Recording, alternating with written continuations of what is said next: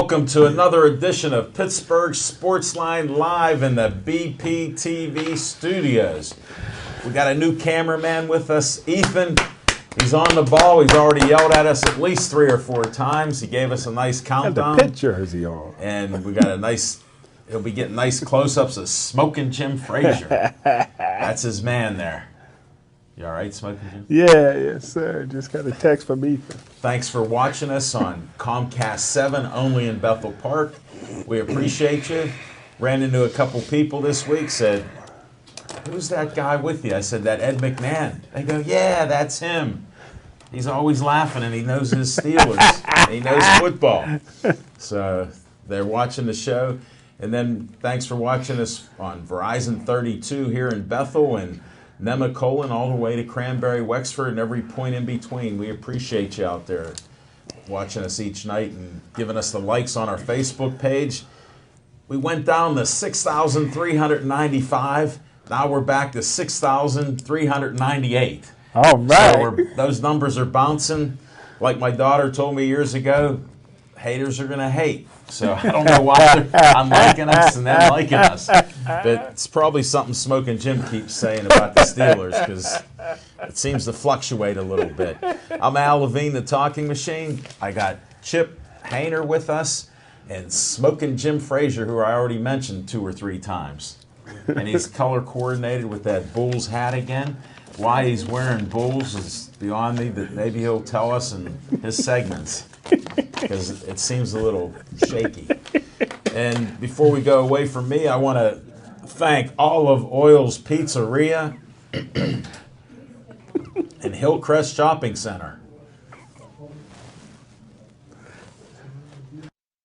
We'll just keep talking here. We had some complications with the camera crew. Technical issues. Yeah, a little technical stuff. We do this live TV each time, and had a couple distractions. I was a little distracted there, but I'm back now. Check out Olive Oil's Pizzeria. We had a great pizza and a steak hoagie. 412-831-1900.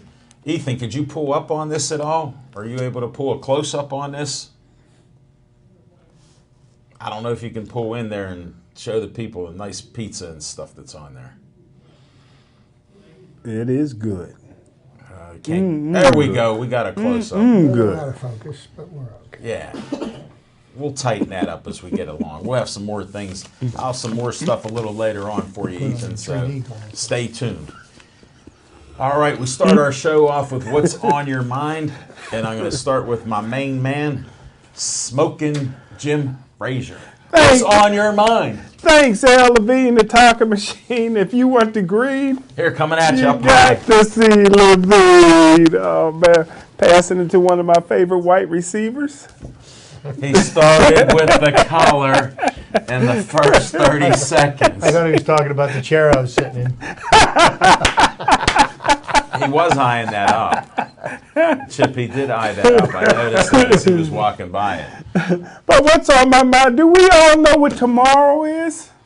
It's Black History Month. Oh, nobody knows more about black people than Al Levine, the talking machine. And for my main man, Chip Hayner, I hope that you got some good black trivia for the month of February for us, There's brother. plenty from the from the neighborhood. I'll give you that black. that I'd be happy to share with you. I've got tons of it. I'll let you read that Black Negro League book that you read 19 pages of. I still have that. I think I could do a little better this time. What 2 of the greatest teams in the Negro Leagues played here in Pittsburgh: the Crawfords and the Grays. Graves, yeah. Mm-hmm.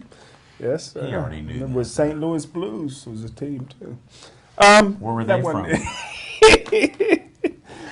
What do you got? But what's on my mind is tomorrow on another show on a different network. Steel City Sports World Yeah, we on PCTV we at 6 o'clock. we annually honor some high school football players. Good. Tomorrow, and we also pick a player of the year. And I just wanted to mention some of the guys that'll be on the show. Darius Wise from Beaver. Yes, Whoa. yes. Be making his appearance on the show. If anybody knows my history with Darius Wise, he'll be winning the trophy of Player of the Year.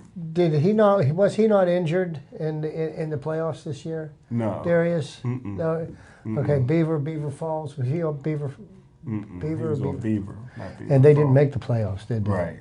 They didn't make That's the playoffs. that's what I remembered about him, because that was a travesty. Yeah, should have made the playoffs. Shoulda, woulda, coulda. Let's continue. How about Smokey Jim. Dwayne Murray from Steel Valley? Okay. Will be on the show. Cam Durant, little quarterback from a high school near Monroeville. Frazier. Penn Hills, that would be. A couple friends of the show, R.J. Hart and Tank Smith, will be on there, and of course we have Miss Allegheny County America, Mrs. Sindel Taylor will be Mrs. handing out the awards. But what's also on my mind is a couple of things. One would be LeBron James. Who even cares about that? Rabbit ears, thin skin. He's upset with Charles Barkley because Charles Barkley said some things about his on-court basketball things, and he said some things out of bounds. I thought about Charles Barkley, who had a checkered pass off the court. And what's also on my mind is a rap star here in Pittsburgh, Le'Veon Bell, who dissed Skip Bayless in his latest rap video. I read about that. And all I have to say to Le'Veon Bell is, first of all, I always let people know when I'm wrong on my draft report. And I'm only right 97% of the time. Are you serious? Had Dak Prescott #1, and I had in my draft report that in no rounds would I draft Zeke Elliott. So I was wrong about the young man. I think Zeke Elliott's the best running back in football. I think the best ability is your availability. Le'Veon Bell, I love you, but until football becomes life and death for Le'Veon Bell, groin injury with an opportunity to go to the playoffs, didn't look like your leg was falling off. I thought I got to interrupt went you. in there and helped. Great guys get injured. Well, He was injured. I've seen guys playing a Super Bowl with a broken leg. We all have. Montgomery? Jack Youngblood. Oh yeah. We all have. I seen Ronnie Lott cut off part of his finger to continue to play. That Yes, was sir. dangling out there, and you sit down because you don't feel like if you're not 100%, you can't help the team. He was at least 80%. He come in and couldn't go. Yeah. As soon as he found out he wasn't going to be He able to come back run. on the field, and he gave it a shot. But the difference between athletes in previous generations as opposed to this one, athletes now are corporations, and they're trying to protect their brand. They're not so much worried about being the best they can be and trying to be a champion. It's all about making money. Well, let's not. And you're talk about that. Let's not lump them all. There's still some guys who are warriors out there. Rich Incognito, my favorite player. He don't miss no You games. didn't say that with a serious I love face. Rich Incognito. I would I take know. him even when he. They loved Conrad Dobler. I'd say. I love Conrad Dobler. One of the dirtiest My players favorite in the player league. of all time Who? is Romanowski. And Romanowski loved beating Do you up have a brothers. first name? Bill And Romanowski. spitting in their faces. Yeah. So, I mean, I don't care how a guy makes. All right, back to Le'Veon Bell. He's a quitter. Quit on the team. Well, I'm quit not on saying- everybody. I'm not saying he quit on the team. I'm just saying. Well, if he didn't play, he quit. Football's not life and death, so I would rate Zeke Elliott ahead of Le'Veon Bell, and that's one of the main reasons why he got on Skip Bayless, because Skip Bayless feels like Zeke Elliott's the better running back, and Time will tell. I agree. Best availability. I think Zeke Elliott plays with that groin injury, and Le'Veon. got Let's hurt see when he every year gets a before. bad groin. Well, True. And that's what's on my mind. okay. Thanks, Smoking Jim. Very critical, but I appreciate it. And You're just not a fan of rap. What is that? Something that you put on your Christmas present. I just seen Straight Outta Compton yesterday on DVD, brother. Something you put on your Christmas Smoking present. Jim, I like when you're all fired up because I like to know who you were hanging out with. That's my point. I can't wait. Easy E. Appreciate your insight, Smoking Jim. Like the race card that comes out all the time. Can't wait for tomorrow for what you do then. 29 days of it. 28 this year. Oh, jeez. I was trying to slip that one past you. You started a day early. Chip Hayner, let's hear what's on your mind. Thank you, Alan. And to speak somewhat to Jim's point regarding Le'Veon Bell, is that, apparently this injury that Le'Veon Bell that put him out of the AFC Championship game was an injury that he had been dealing with the entire playoffs, even though it was never reported to the NFL, and even though he did nothing but set the Steelers' rushing record in the first playoff game and then break the Steelers' rushing record in the second game.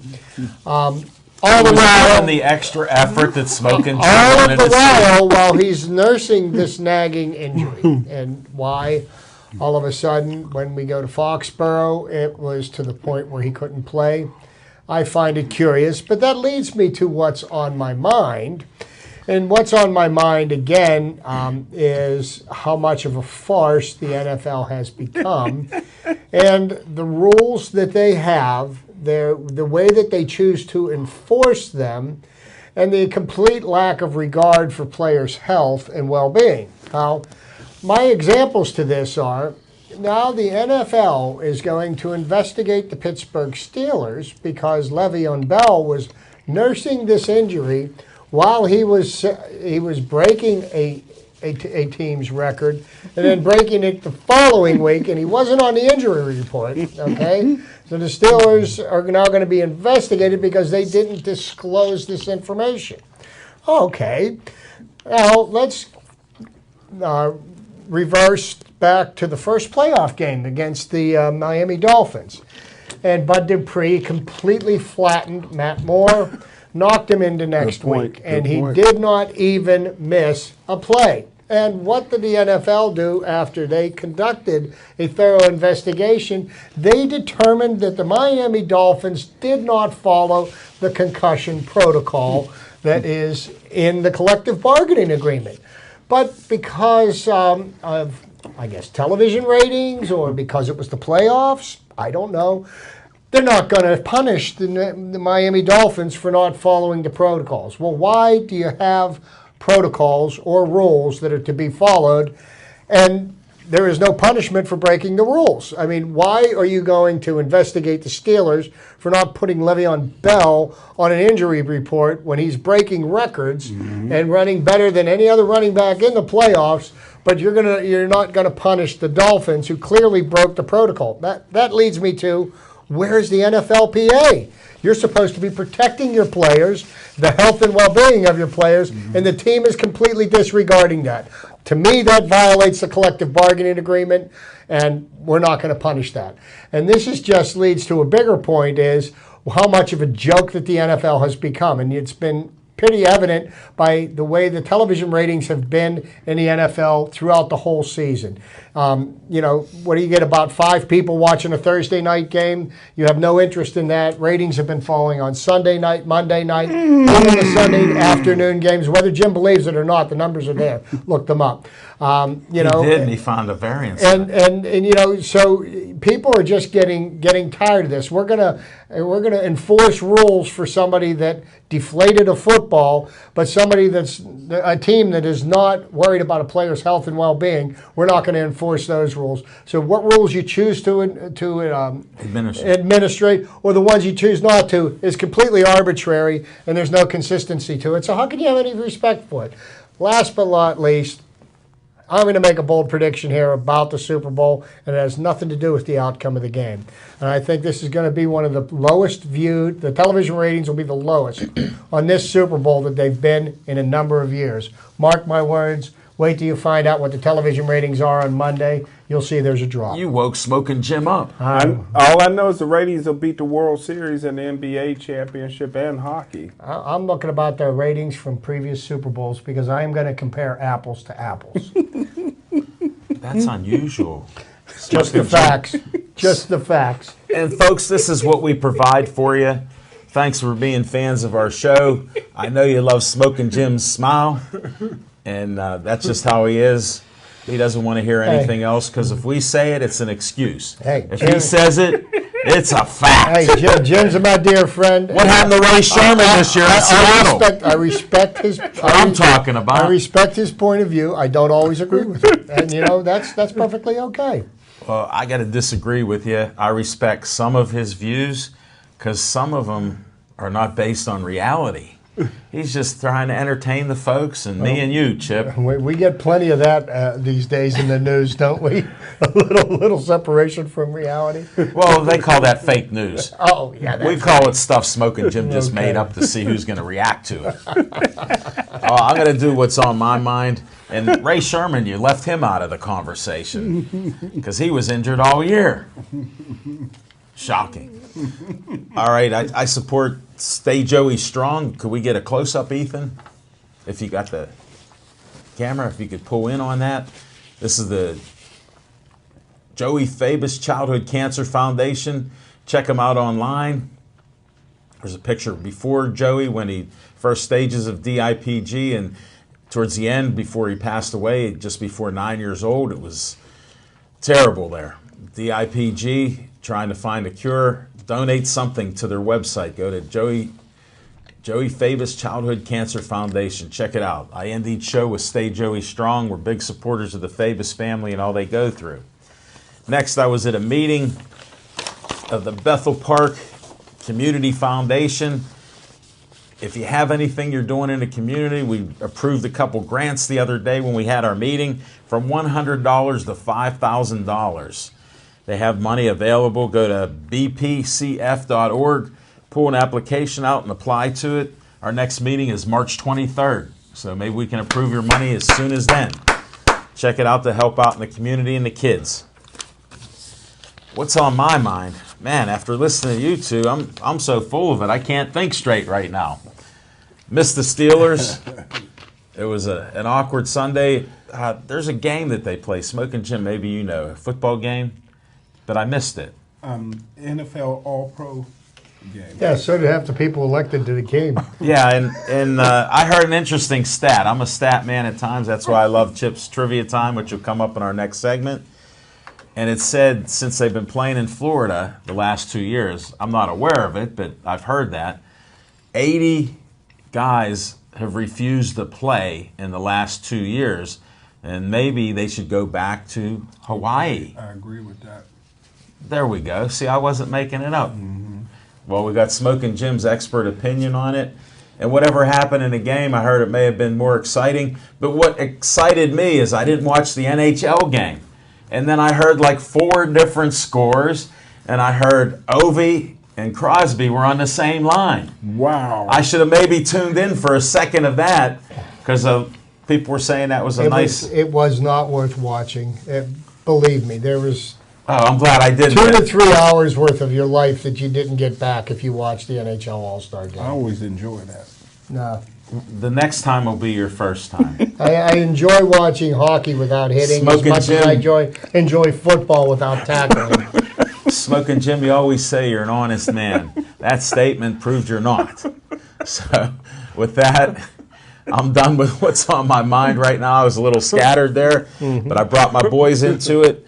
We're going to talk about our next segments after we go to commercial. We got this new software, and we're going to fade out because we got Devin Shea and we got our Tessa in there. He's showing her the ropes. Fade to black. And we'll fade to a commercial for a couple minutes.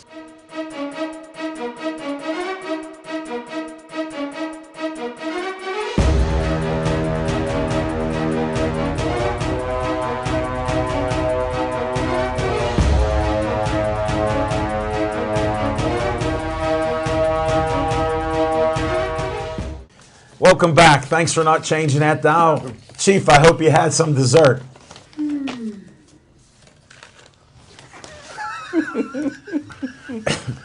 we got our segments coming up right now. One of my favorites is Fiction and Fact with Smoking Jim's Almanac. Thanks, Al Levine, the talking machine. And like I told you guys, tomorrow is our annual high school. No, I wanted to hear Fiction and Fact from Smoking Jim's Almanac. And that kind of ties in with one of the shows that we had years back. We're at. We're at. On at Steel City Sports World. Okay. And we brought a young man in that probably wasn't deserving to get recognized. And he wanted to make his announcement on the show, even though he had a basketball game later on that night. White guy, so you know his future wasn't in college basketball. But he came in and he Thanks for sharing that. I mean, this would be a high school close to Monroeville. Yeah, high school close to Monroeville. And he came It's too in. easy, Chip. And he came in. And he looked like... Was he dressed in his basketball uni? He was dressed in his basketball uniform, and we were honoring a couple other players who were football players at that particular high school. Were they dressed in their uniforms? And they were also basketball players, and they had to leave halfway through the show. And just west of Monroeville, right? And so he looked like, he didn't say much, but he looked like the character that fought Rocky on Rocky IV from Russia. Had the crew Drago. You mean he was a big, tall kid? He was a big, tall kid, and you know, he didn't say much. What was his name?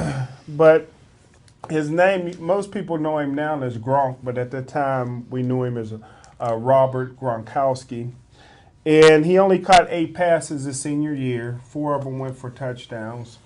Because the school he went to, Which school was that? they would rather have a kidney stone and run than pass the football. They'd rather pass a kidney stone. But school was Woodland Hills High School. Woody High. Maybe they're a little bit more concerned about winning games than padding statistics. Well, if you got Gronkowski, you'd think you'd have more than he'd catch more than less than 1 pass a game, especially when half of them went to. I wonder how many games they won. Yeah, that was most important. Yeah, they won a lot of games, but even though he didn't catch many passes, he did play well defensively. But he had his choices of where he wanted to go, and the choices was Kentucky, Clemson, Ohio State, which I was surprised that they had offered him a scholarship, Louisville, Syracuse. And we were all shocked when he announced on the show before he left out that he was going to Arizona. Wow. Arizona, where his first 2 years at Arizona, he came out after his junior year, even though he didn't play his junior year. Most people are surprised probably to hear that he missed his entire junior year of college. Why? He still went in the second round Why? because of a back operation. Same thing that's still plaguing him today. Maybe the greatest tight end in NFL history, but he had a back injury, and that's the reason why he slid in the draft. How many operations has he had on that now? 3 or 4? At least. I think it's 3 now. Yeah. It's Not multiple. counting other surgeries he's had. They had the what was it, the bicep or something like that, torn bicep. Is that what it was? Because he wears that brace on his one arm. Okay. You know. He wears that copper fit that your hero wears on TV, the commercials. Ric Flair? Who's my hero? Whoever. I'm trying to set you up. Okay. I don't watch much TV. Yeah, in between, you watch commercials. I know that. Thanks, Smoking Jim. I appreciate that. You're welcome. And the race card did come out, folks, for anybody that's counting. If you have a drink each time he mentions a race, I understand that. So you probably can't even watch the TV The anymore. only race I'm going to mention is the Daytona 500. Definitely. Excellent choice. It's time for Chip's Trivia Time. All right. Oh, thank you, Alan. And this week, you know, if you pay attention to my trivia segments, generally I like to make my trivia segments pertain to what is going on in the world of sports at the moment. By the way, the Connecticut women's basketball team's consecutive game winning streak is still going on, and I will continue to recognize that, if for no other reason than to get Jim all wound up. But so this weekend, I hear there's a football game. Okay, somewhere down in Houston, a Super Bowl is going to be played. Mm-hmm. So I was kind of thinking about, everybody thinks about, we could talk about who's won the most Super Bowls or who's thrown the most touchdown passes, who's got the most yards rushing, who's had the most yards receiving. I threw all that out. I decided what I am going to make note of this week is the worst Super Bowl performances in history, and I'm going to stick with just the top 10, and I do have 5 that will make honorable mentions, so that the list will extend to 15. But my first worst Super Bowl performance happened way back in Super Bowl 20, and this would have been the first time the Patriots were in the Super Bowl and lost. Okay, Tony Eason, Champagne Tony, out of the University of Illinois. Mm-hmm. He's actually one of the quarterbacks that were drafted in the same year as Elway, Dan Marino, Ken O'Brien, Todd Blackledge. So he was one of many. It was probably, they say, the greatest quarterback draft of all time. Mm-hmm. So Tony Eason, let's put it this way. If you remember Super Bowl 20, the Fridge had a better day on offense than Tony Eason did. Wow. The Bears vaunted 46 defense forced Eason into the worst game ever by a starting quarterback, so bad that Eason completed as many passes in a Super Bowl game as the 3 of us have. Wow. Wow. By the time he was replaced by Steve Grogan in the second quarter, Eason was 0 for 6, had fumbled once and been sacked 3 times. The Bears cruised to a 46-10 win. Next up, I go back to Super Bowl 12. And at this point, Craig Morton, who was a Denver Broncos starting quarterback, this was a bigger nightmare for Morton than when he used to alternate plays with Roger Staubach of the Dallas Cowboys. Facing his old team, Morton completed as many passes, 4, as he had intercepted. He finished 4 for 15 for 39 yards and was replaced by the immortal Norris Weiss. Wow. Don't remember him. Okay, number 3 on our list, and you would Norris Weiss. That is a good trivia answer, because nobody would ever know that a man named Norris Weiss ever played in any Super Bowl. Now, you would figure with the level of futility that was exhibited by the Buffalo Bills of the early 90s, that yes, they would have a player in here in the top 10 worst performances. And actually, in the same game, they have 2 players, and I'll get to the other one later. Thurman Thomas. Before the game, Thomas had complained that he didn't receive enough respect or attention, even though he had just been named the NFL's most valuable player. Mm-hmm. He couldn't find his helmet on Buffalo's first series of the game and proceeded to rush for 13 yards on 10 carries as the Redskins beat the Bills. Nice job, Thurman. Now, also, this year is the second time the Atlanta Falcons have made the Super Bowl. And the first time they made the Super Bowl, a certain Eugene Robinson had one of the worst performances in Super Bowl history. The night before the Super Bowl, the Falcons starting safety, known for his community work and deep religious faith, was arrested on a charge of soliciting an undercover police officer for a certain sexual favor. She looked good. Coach Dan Reeves started Robinson anyway, but Robinson got burned twice deep, including an 80-yard touchdown to Rod Smith that put Denver in control on their way to a 34-19 victory. Number 5. We go back all the way to Super Bowl III. Do we know what's significant about Super Bowl III? No. A certain Beaver Falls native guaranteed a win in Super Bowl III. Mm-hmm. Joe Willie Namath of the upstart AFL Football League was taking on the powerhouse Baltimore Colts of the NFL. With Johnny Unitas missing most of the year with an elbow injury, Morrow became the Colts starting quarterback, and he won MVP honors for the season. But he was anything but MVP in this game. In fact, it was his performance, 6 for 17 for 71 yards and 3 interceptions, as much as Joe Namath's passing that allowed Broadway Joe's prediction to come through.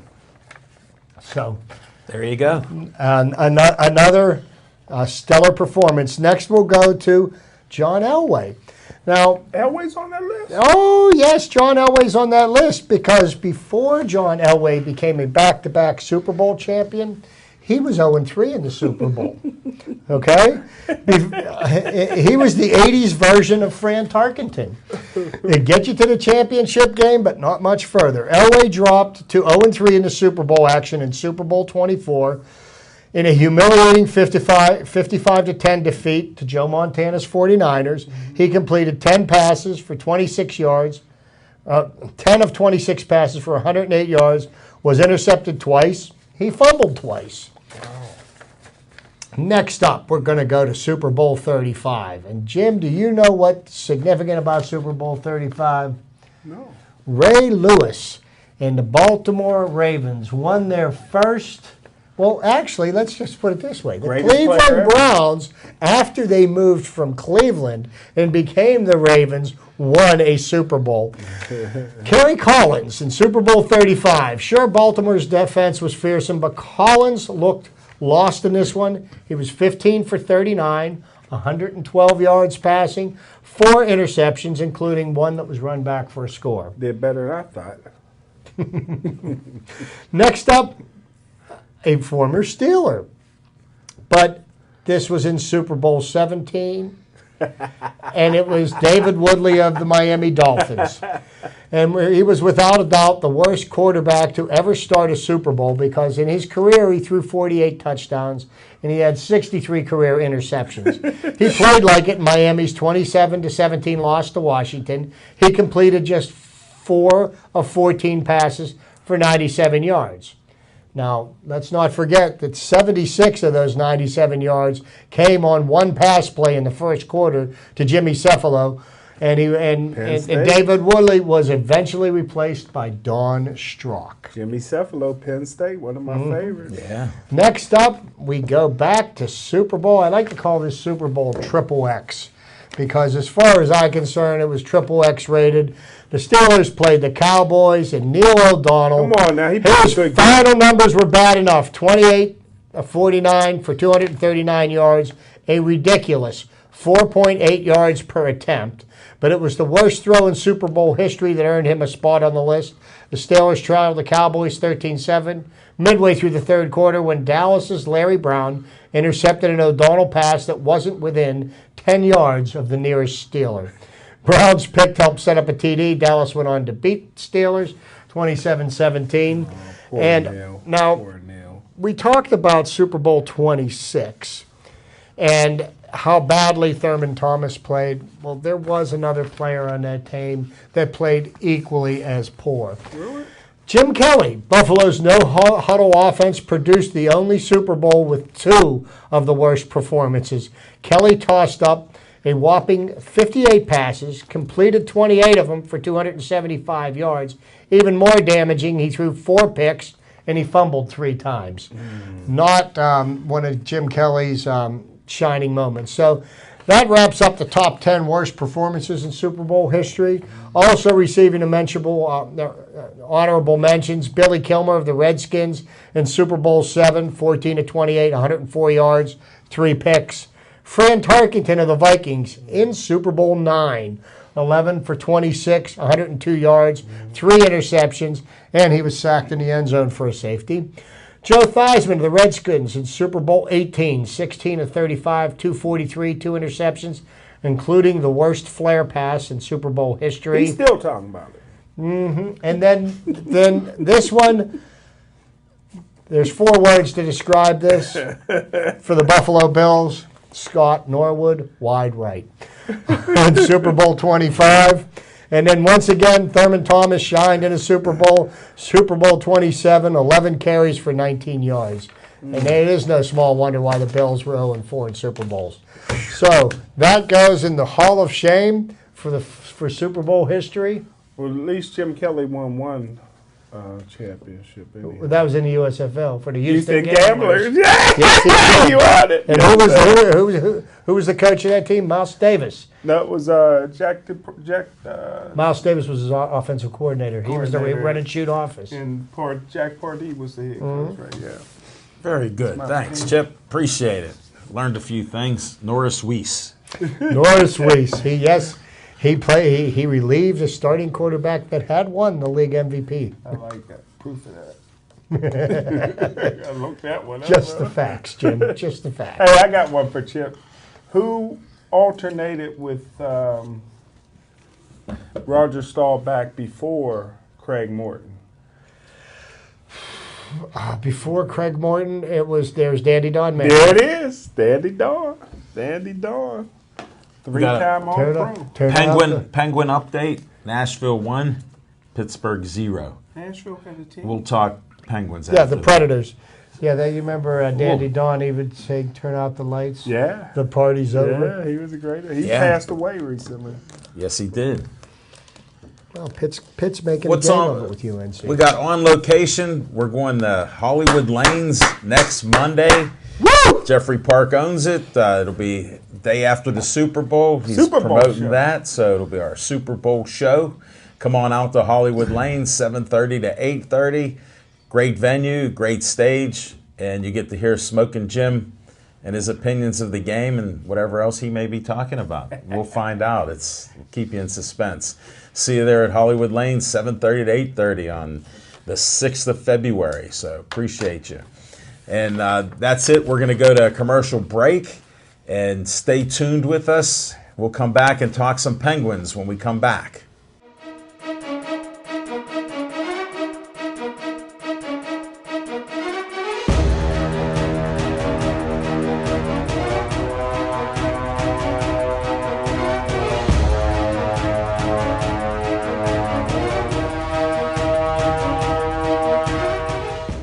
Just tied up the Predators. It's 1-1. There we go, Chip. Thanks for that score. We'll go back to a commercial break. No, thanks for staying tuned. The Comcast 7 only in Bethel and Verizon 32. We appreciate that. We may wrap this show up with different sports talk, but we're going to start talking about the Penguins there. I did miss the, All-Star game. Not disappointed at all. Thanks, Chip, for the insights. Well, here's what I did not like about the All-Star game. I wanted to hear about it. They broke the divisions up, the Eastern and Western Division, into two separate teams, and they had 3-on-3 play. So there was, That creates some excitement. But there was no checking, and it was just basically offense. Skating around, shooting the puck at the goaltender, and there was 2 10-minute periods. And then the winner of the first game would play the winner of the second game. It was the two Western Conference teams. And then the East played the West, and the East team won 4-3 at the end. But, the scores in the first games were like 10-6. And, the goaltenders really didn't have much chance. Sure. Nobody was really playing. There was no defense. It was, 3-on-3 That's why hockey. guys like Smokin' Jim like watching that. 3-on-3 hockey Get the puck be interesting if they're playing for something, if they're putting in their effort. And that's the same reason why the Pro Bowl is not worth watching, because nobody's trying. Really, of all the all-star games for all the major sports, the only one really is as true to the regular game as anything is baseball, because the pitcher still has to throw the ball over the plate. Batter's got 3 strikes, he's out. The game is still relative. And you watch the basketball all-star game, which I think is probably going to be this weekend. And, the score will be 250 to 249. It's like nobody plays any defense. I don't find that kind of a game enjoyable. You're more a purist. A guy like Smokin' Jim who watches all these sports and is an expert on football loves it. I don't like video games. Well, neither is Smokin' Jim, but he likes these video game scores. He just tells you, listen to this. Here we go. Ding, ding. There's no All-Star game like the NHL All-Star game. Not only the game. When did you see it? Not only is the games exciting, but all the things leading up to it, all the different skills, events. I mean, it's just amazing to me how great an athlete you have to be able to perform that well on skates the way they do. Well, I will grant it. I will give you that. Yes, hockey players are some of the most talented professional athletes. Not the most, but some of the. But the thing that amazes me more. Didn't the black guy win the MVP? The thing that amazes me more about hockey players is how tough hockey players are, because these guys will get pulled groins, teeth knocked out. They go in, they pack it with cotton, and they're back out on the ice playing. They get 18 stitches in their face, and they're back out there playing. I mean, you see guys playing, like you say, with broken arms, broken legs, broken hands. Rick Tocchet come in with a broken jaw. With a broken jaw. Well, Dr. Welby answered my question. Was there a black man that won MVP? Because I got a post that there was somebody black won the MVP at the NHL. How do you even get a post like that? I don't know if Wayne Simmons is African American or not, but I know he plays for the Philadelphia Flyers. Yes. Did he get the MVP? He did get the MVP. I don't know if he's African American or not. I couldn't tell. Somebody told me a black guy. Well, I don't know that to be a fact right now. So you got a smartphone. Look that up. Well, Smoking Jim next show during Black History Month. You're smarter than mine. You can report on that. You got Twitter on yours. You can report on that, Smoking Jim. Because the brothers posted one black guy was MVP. Is he signaling you?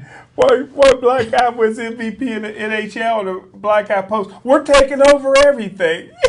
You ain't taking over hockey because you got get the heck out of here. I can't believe conversation like this. Brothers. I can't hate them brothers. So tonight starts the Penguins' run to defend the Stanley Cup, and can they repeat as Stanley Cup champions this year? They just lost 2 in a row. And they're playing Nashville Predators tonight at the Paint Can, I guess, since PPG. we don't want to call it the console anymore. We can't. No, because they changed the naming. So it's now the Paint Can. But here's the thing that I think should put the league on notice and the Penguins. You look at the way the Penguins are performing, and there is not a recent Stanley Cup champion that has given up as many goals per game as the Penguins are giving up this year. The fact of the matter is, yes, they can score a lot of goals in any given game. 3.5 a game. But they're giving up 2.8, almost 3 goals a game on an average. But you know what? And when you get into the playoffs, it makes a big, huge difference because goals get harder to score, and they've got to tighten up. The goals that are being scored against them, you've got to tighten up your defense. You got to get better goalie play. So far, we've got 2, they say, number 1 goaltenders. One has been playing very well, one not so much. So, what are they going to do to shore up the defense? That's the question that I have. They need a player or two is what they need. And they need some healthy players. Into As the Smoking Jim run. will tell you about in a second or two. Right, Smoking Jim? Well, I just heard some disturbing news that by the March deadline, from who? The trade deadline in March, that the Penguins may be trading Fleury, and I think that would be a mistake. Well, it would. I would beg to differ on one point. What would they get back in return for him? If they could get a top 4 defenseman, they can. It would make sense to do that because Fleury is a highly paid backup goaltender, and we have a young goaltender who's almost NHL ready on our farm club that they would pay significantly less money to. And yes, it does make a difference because the Penguins are up against the cap. And that makes a big difference. Oh, get the puck out of here. No, you're almost giving up 3 goals. You're almost giving up 3 goals a game. He's the reason why. We're scoring 3.5, man. He's the reason why, Jim. He didn't play in that game against Washington when they gave up 7, 8 points. 7. No, but they won that 7 game, Smoking Jim. Yeah, but you still give it up. That you missed that. I'm telling you, that's I watched that whole game. But get the heck out of here. Professional sports players are disposable. This attitude that that the team should have any loyalty to the players. Let me tell you something. Players have absolutely no loyalty to teams.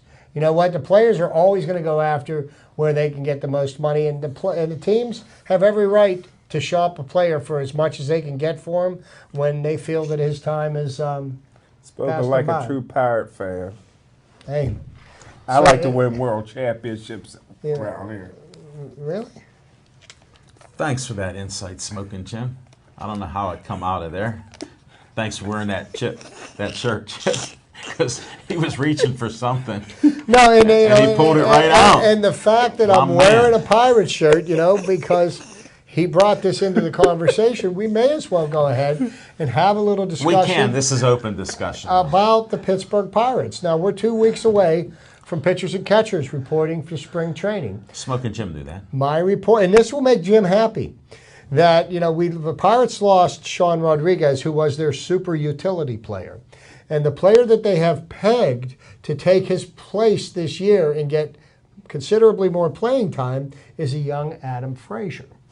The player that Jim liked very much. Now, also, my inquiries have found out that the Pirates are coming back very healthy into spring training. The players that finished out the season on the disabled list, Starling Marte, Josh Harrison, Garrett Cole, Jordy Mercer, all these players are now healthy. And they're going to be healthy going into spring training, and I think that's more important for Garrett Cole than anybody else, because Garrett Cole came into spring training last year late, and he tried to catch up too soon, and he sat there and fought nagging injuries all year, and I think subsequently that affected his play. And the Pirates need Garrett Cole to be their number one starter. Last year we were looking at Francisco Liriano to be that man for us. He blew up. And he blew up, and we need to have a big year this year out of Garrett Cole. And this is the year. Now, this is his first year. You're as big as of being fans, arbitration eligible, where he's finally getting paid. But if he wants to continue to get top dollar, now is his time to shine. Now is his time where he has to perform. And I think Garrett Cole's coming into the season with the right kind of attitude. And because the Pirates finished below 500 last year, last year the expectations were so high going into spring training, coming off a 98-win season, that that maybe they were unrealistically high. And I think going in this year, the Pirates are not looked at as being a favorite. And I think the Pirates have got a lot of players that could perform better that will make them a contender this year. So I'm really excited for the upcoming season. I'm looking forward to it. In 2 weeks, we're going to hear the crack of the ball and the bat. How much? 2 weeks? 2 weeks, You spring training. missed it while you were researching. Be the first While step you're to researching the wild. those brothers, Be the first step to the wild card. Huh? I'm hopeful.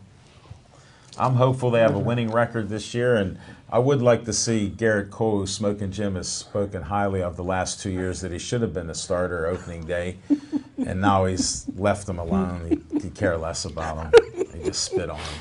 But yeah, hopefully he does come in healthy.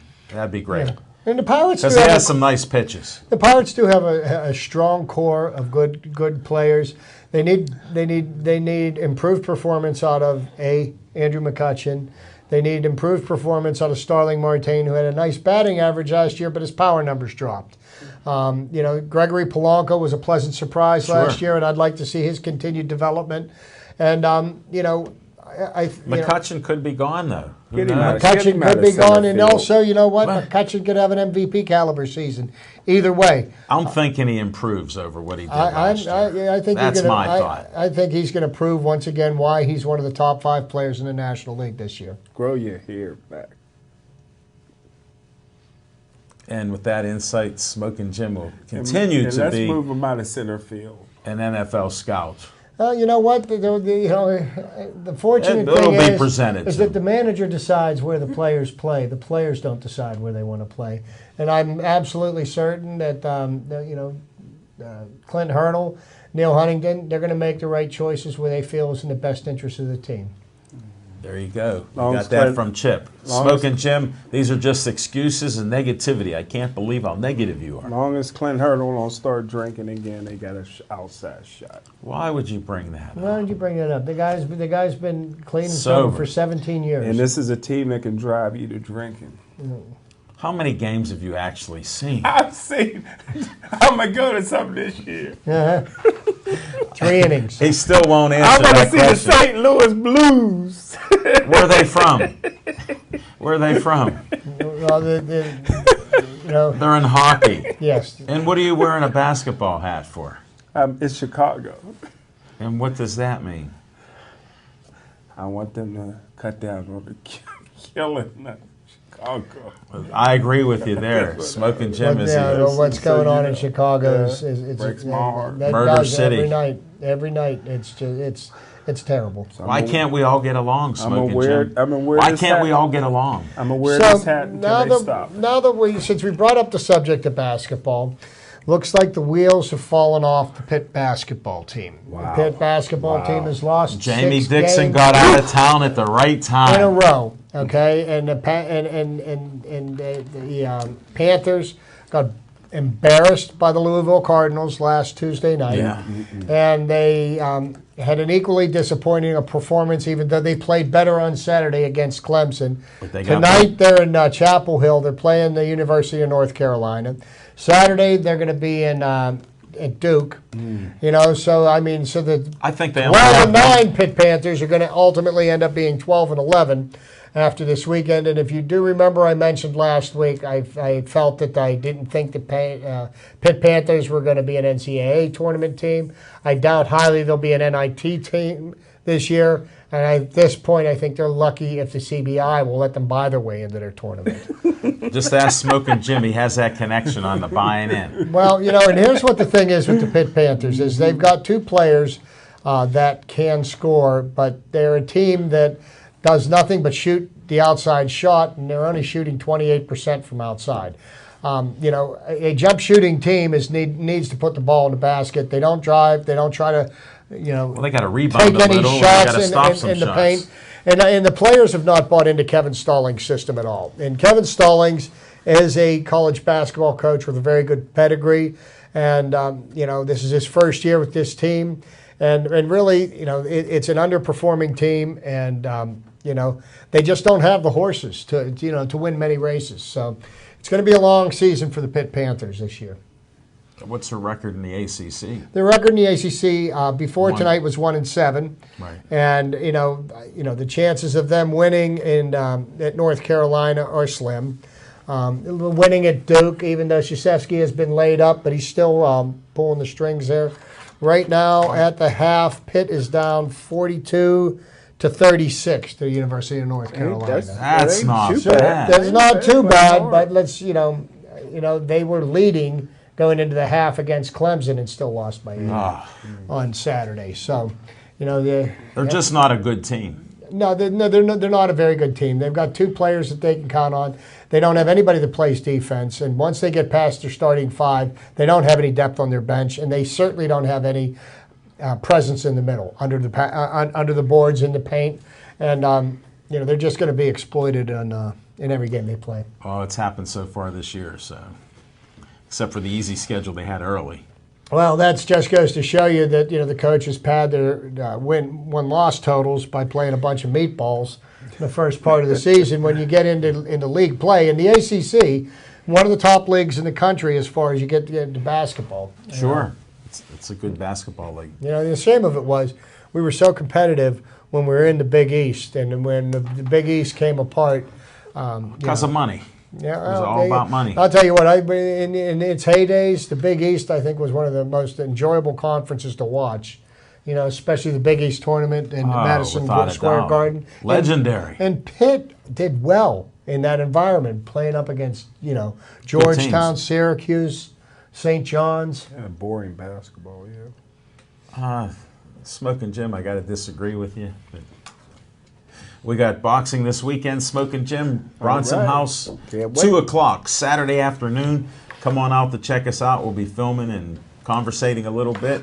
And I got to end the show with Stay Joey Strong.